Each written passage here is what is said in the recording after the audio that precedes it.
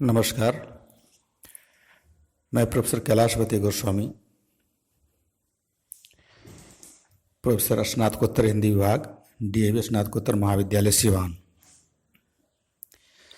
आज एमए हिंदी चतुर्थ सेमेस्टर के लिए 15वें पत्र के अंतर्गत सैद्धांतिक भाषा विज्ञान पर हम चर्चा करेंगे। आज का शीर्षक है संसार के प्रमुख भाषा परिवारों का परिचय। जैसा कि पहले भी बताया जा चुका है कि पूरे संसार में करीब 3000 भाषाएं और बोलियां हैं और अनेक भाषाओं की अनेक लिपियां भी हैं। साम्य और वैषम्य के आधार पर इनको कुलों अथवा परिवारों में बांटा गया है। जिस प्रकार एक ही परिवार के सदस्यों में पारस्परिक अनेक समानताएं होती हैं, उसी प्रकार एक परिवार की भाषाओं में भी अनेक समानताएं देखी जा सकती हैं।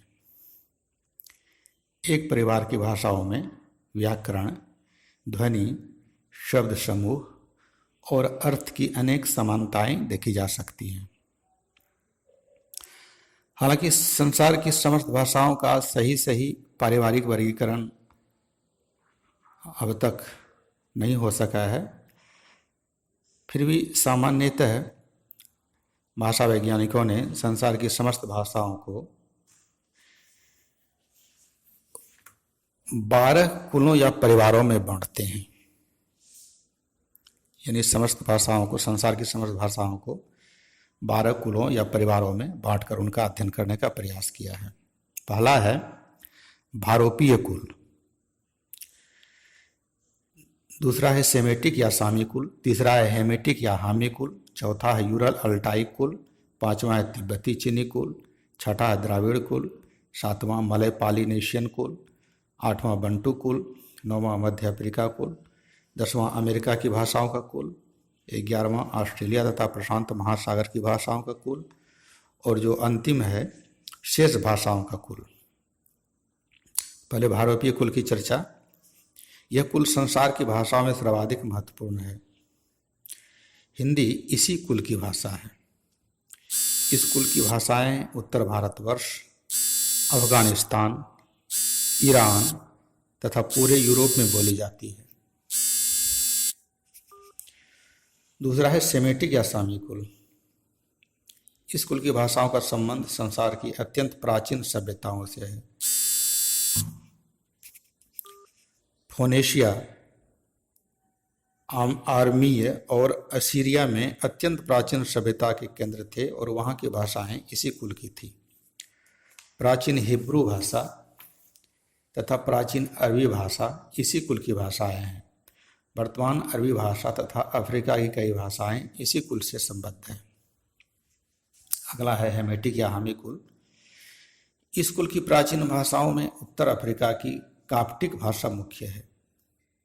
आधुनिक भाषाओं में एथियोपियन तथा हीसा प्रमुख है।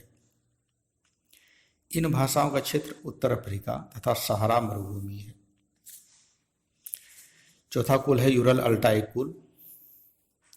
इस कुल की भाषाओं का क्षेत्र है चीन के उत्तर में मंगोलिया, मंचूरिया तथा साइबेरिया। आधुनिक तुर्की भाषा, रूस के पूर्वी भागों में बोली जाने वाली भाषाएं तथा फिनलैंड और हंगरी की भाषाएं इसी कुल की हैं। अगला है तिब्बती चीनी कुल। इसकी सर्वप्रमुख भाषा है चीनी भाषा।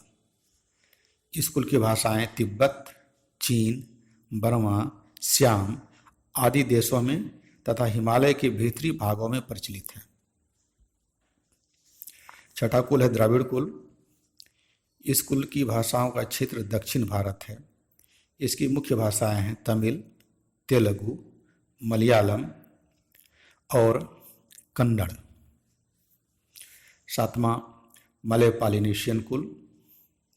इस कुल की भाषाओं का प्रचलन मलाया, सुमात्रा, जावा, बोर्नियो आदि प्रशांत महासागर के द्वीपों में तथा अफ्रीका के निकटवर्ती मडागास्कर द्वीप में है। न्यूजीलैंड की भाषाएं इसी कुल की हैं। 8वां है बंटू कुल। यह कुल दक्षिण अफ्रीका में प्रचलित भाषाओं का है। 9वां मध्य अफ्रीका कुल। हामी तथा बंटू कुलों के बीच की प्रचलित मध्य अफ्रीका की बोलियों और भाषाओं को इस कुल में गिन लिया गया है। 10वां अमेरिका की भाषाओं का कुल। उत्तर तथा दक्षिण अमेरिका के मूल निवासियों की भाषाओं को एक कुल में गिना गया है। इन बोलियों की संख्या बहुत है तथा इनमें पारस्परिक अंतर भी अनेक हैं। अगला है ऑस्ट्रेलिया तथा प्रशांत महासागर की भाषाओं का कुल।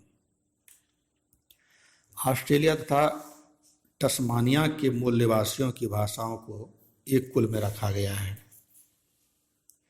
प्रशांत महासागर के द्वीपों में अनेक भाषाएं और बोलियां प्रचलित हैं। उनमें मुख्य भाषाएं हैं मलय पॉलिनेशियन कुल की भाषाएं,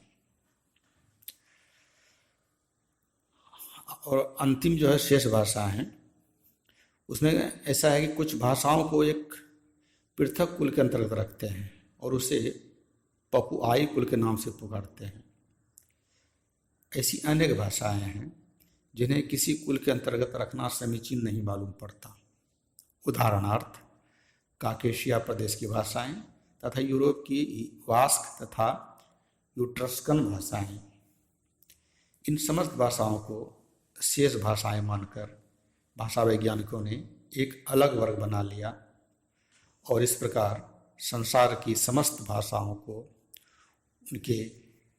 उनकी प्रकृति के आधार पर, उनकी शैली के आधार पर, रचना के आधार पर और ध्वनि के आधार पर कुल 12 कुलों में बांटा गया है ताकि अध्ययन की सुविधा हो सके। आशा है चतुर्थ सेमेस्टर हिंदी के छात्र छात्राओं को काफ़ी लाभ होगा और परीक्षा के दृष्टिकोण से इसे अच्छी तरह समझ सकेंगे और तैयारी कर पाएंगे। धन्यवाद।